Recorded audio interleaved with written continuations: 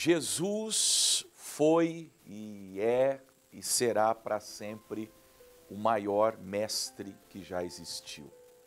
Um ensinador, ele que é a própria palavra de Deus e que nos ensina com autoridade, com poder, com unção. Nós temos nos evangelhos principalmente a nata, por assim dizer, do seu ensino, do seu evangelho, da sua vontade, dos seus desígnios, dos seus planos, de modo que uma leitura singela e contínua do evangelho, das palavras de Jesus, farão de qualquer pessoa, desde o leigo, o iletrado, uma pessoa, quem sabe, não tão escolarizada, até o doutor, aquele que tem PhDs, fará dele uma pessoa bem instruída acerca do reino de Deus. Bom, eu quero ler para nós hoje, tendo essas palavras introdutórias em mente, uma situação que aconteceu em Mateus 13, dos 51 aos 51 e 52, são dois versículos, Mateus 13, versos 51 e verso 52. O Clepson já vai colocar para nós aí, você já vai encontrando. Deixa eu situar você. Jesus começou pregando, no início do capítulo 13, a parábola do semeador. Aí ele fala, só para eu deixar aqui na ordem para você, a parábola do trigo e do joio. Depois ele prega a parábola do grão de mostarda e do fermento. Ele explica essas parábolas, ele explica também a parábola do joio. E aí ele prega a parábola do tesouro escondido, da pérola e da rede.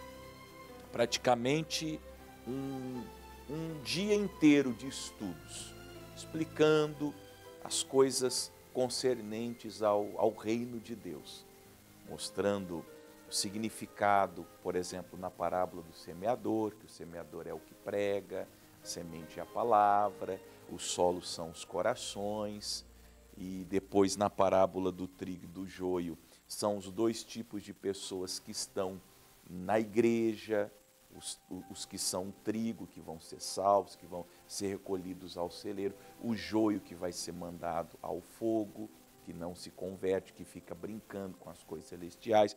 Depois, na parábola do tesouro escondido da pérola, ele ensina que é a busca das pessoas pela verdade, até que a pessoa que encontra a verdade, ela paga todo o preço possível para comprar aquela verdade, fazendo alusão à conversão, a quem de fato se converte ao Evangelho, e na parábola da rede, mostrando que na pregação do Evangelho vêm peixes bons e peixes maus. Os bons são recolhidos e os maus são lançados fora. Quando Jesus termina esse estudo, digamos, esse dia de estudos, no versículo 51, que é o que eu me propus a ler com você, ele faz uma pergunta, e disse-lhes, ou pergunta-lhes Jesus: entendestes todas estas coisas? Eu quero tomar as palavras de Jesus nesse dia e falar com você, que me acompanha aqui no Paraná na Graça, as mensagens, palavras de Jesus, o Salmo do dia, o Evangelho do dia, examinando as Escrituras, sabedoria do alto. Ou você que assiste o Missionário, programa Show da Fé, você que acompanha um outro pregador, é de uma outra denominação, lá na sua igreja, você vai aos domingos, o pastor prega, o pastor ensina. Estou falando daqueles que estão indo em igrejas que pregam o Evangelho. Você que está indo em igreja que só quer ter o dinheiro, igreja do tipo cabaré, não vou nem entrar no fato, e eu até peço que você não fique nesses lugares. Estou falando se você está genuinamente ouvindo o Evangelho. Porque, veja, o nosso mestre nos pergunta: vocês entendem o que está sendo ensinado? Vocês estão entendendo aonde o meu ensino está levando vocês? Porque nas parábolas, se você ler, como eu repito, todo o capítulo 13, parábola do semeador, do trigo, do joio, da rede, da pérola, da pedra preciosa, em todas elas, Jesus faz alusão à salvação, ao céu, à nossa reação ao que o Evangelho está propondo, a nossa decisão diante desse chamado do Evangelho.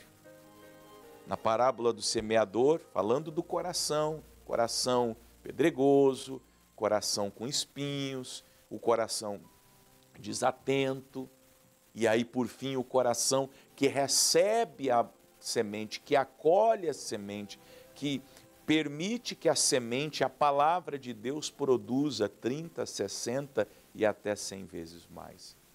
Então a pergunta de Jesus para mim, para você, para todos nós que temos algum contato com a pregação e quem sabe um contato diário. Quem sabe você, isso é bom, já vou adiantar, está acostumado a ouvir pregações todos os dias. Todos os dias você ouve um pastor, um pregador, um expoente das Escrituras, ou todos os dias você lê a sua Bíblia, todos os dias você medita nas Escrituras. Jesus está lhe perguntando, você está entendendo o que eu estou te ensinando? A resposta deles foi objetiva, direta, simples. Eles disseram, sim, Senhor. Sim, estamos entendendo. Estamos compreendendo tudo. Estamos acolhendo esse ensinamento. Era tudo novo para eles. Jesus, se você ler os capítulos anteriores, hoje eu li Mateus do capítulo 1 até o 13. Vai chegar nesse ponto aqui que eu estou tratando com você. Jesus, por exemplo, capítulo 5, 6 e 7, no Monte das Bem-aventuranças, fala das bem-aventuranças, fala de oração, fala de jejum, fala de casamento, fala de família, fala de vários temas. Então Jesus queria, como se diz, ter um feedback deles. Estou pregando para vocês, vocês andam comigo, vocês ouvem minhas pregações, vocês me veem, me observam, porque eles aprendiam muito também na observação.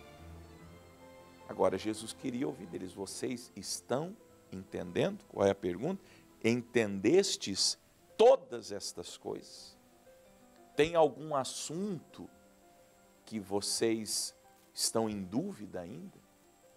Eu tenho para mim que se alguém dissesse, Jesus, eu não entendi muito bem aquele tema da oração. Ou, quem sabe, eu tinha ouvido que era de uma maneira, mas aí o Senhor falou que era de uma outra, porque Jesus, sempre que apresentava um assunto, geralmente ele apresentava como era antes. Então, quando ele fala da oração, lá pelo capítulo 6, eles, olha, vocês aprenderam a orar para aparecer aos homens, de pé, nas sinagogas, nas esquinas, mas o meu ensino é diferente. Quando vocês quiserem fazer uma oração, vocês vão num quarto, tranquem a porta e orem em secreto. Então, pode ser que você, ouvindo o Evangelho, ouvindo a pregação, esteja confuso, porque tudo que você aprendeu é diferente do que você está recebendo hoje. Só que você já precisa admitir que o que você está aprendendo hoje, atualmente, são as palavras de Jesus. Não tem como argumentar. A questão é, você está entendendo? Ou algum tipo de dúvida, algum tipo de questionamento?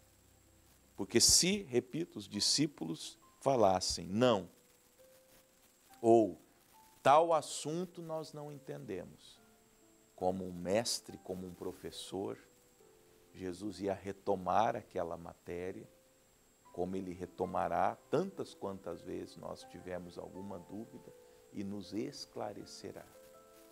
Há uma palavra que diz, Levanta-te, tu que dormes. Desperta, aliás, tu que dormes. Levanta-te e Cristo te esclarecerá. Se você está com alguma dúvida no tocante a Deus, no tocante ao Cristo, no tocante ao Espírito Santo e sua obra, no tocante à igreja, no tocante à salvação. Pastor, eu não entendo muito bem questões relacionadas a ofertas. Eu acho que, na verdade, alguns de vocês estão confusos, porque vocês vêm de um ensinamento pagão. Sabe, falar de um pouquinho de oferta, o que se prega na maioria das igrejas é pagão, é paganismo. Por quê? Porque ensina-se aí uma barganha, por exemplo. Eram os povos antigos que faziam votos de sacrifícios, que pediam boas colheitas, por exemplo, e ofereciam, faziam votos. Olha, se o Deus fulano de tal me ajudar na minha colheita, eu darei. Tinha gente que dava, tinha tradição, ou sociedades, que davam até seus filhos, ofereciam seus filhos. O deus Moloque, por exemplo, ele requeria sacrifício de crianças. As criancinhas eram jogadas num fogo e eram mortas ali em fogo incandescente para poder esse Deus, que não era Deus, abençoar aquela sociedade, aquela comunidade. Então, tem muita coisa que se faz dentro das igrejas que se dizem evangélicas e pode estar escrito lá atrás, Jesus Cristo é o Senhor, é só o que está escrito, mas de fato ele não é. Por quê? Porque se Jesus Cristo fosse o Senhor, as coisas não seriam feitas daquela maneira.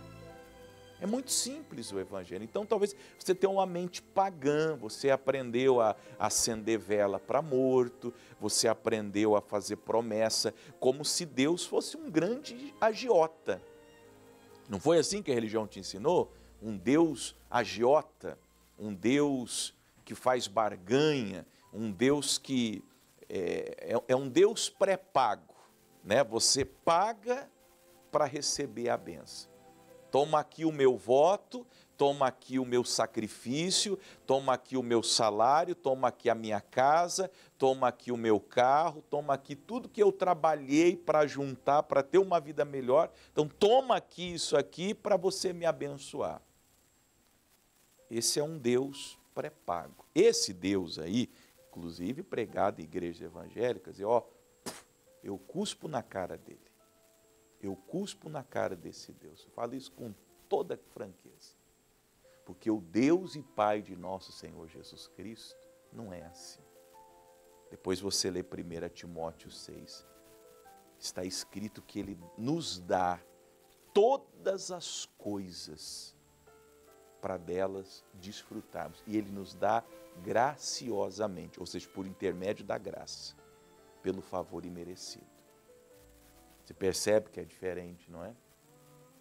Você entende as coisas que você está ouvindo? Os discípulos entenderam. Sim, Senhor, estamos entendendo. Então vamos adiante. Está todo mundo entendendo? Todos os alunos estão entendendo a matéria, então a gente vai prosseguindo. Aí Jesus diz a eles, em resposta, imagino que ele ficou alegre por ter a resposta. Bons alunos que eles eram, Jesus, o professor, responde: por isso todo escriba instruído acerca do reino dos céus é semelhante a um pai de família que tira do seu tesouro coisas novas e coisas velhas. Ele faz uma alusão a um chefe de família que durante a vida vai economizando recursos. E naquele tempo não tinha banco como nós temos hoje. Então, as pessoas tinham um baú onde elas guardavam os seus bens. Guardavam joia, ouro, dinheiro. E esse pai de família que ia economizando, ia jogando tudo dentro daquele baú. Numa emergência, ou quando um filho fosse casar, por exemplo, uma filha fosse casar, ele tirava daquele baú a joia, o dinheiro para pagar a festa, para comprar a casa do filho que ia se casar ou da filha que se casaria. E Jesus está fazendo essa comparação, que nós temos que ser assim. Nós vamos adquirindo conhecimento com o passar dos dias, das semanas, dos meses, dos anos, dos muitos cultos, das muitas leituras bíblicas. E isso vai enchendo o nosso coração de uma riqueza, que é o conhecimento de Deus, que é o conhecimento da palavra de Deus, que vai chegar numa altura da nossa vida que nós vamos necessitar dessa instrução. É o que ele fala: todo escriba instruído acerca do reino dos céus. Vai chegar um dia que você vai precisar daquela palavra, daquele ensino e praticá-lo. Então, aprenda mesmo, entenda tudo que você está aprendendo, tudo que você está ouvindo do Evangelho. Peça discernimento para que tudo que não for Evangelho, você retire da sua vida. Tudo, absolutamente tudo. Olhe para mim, olhe nos meus olhos. Até eu, se eu vier aqui pregar algo que não seja o Evangelho, você descarte. Porque a única coisa que importa é o que Jesus ensinou. O resto é lixo, é esterco e tem que ser lançado fora. Amém?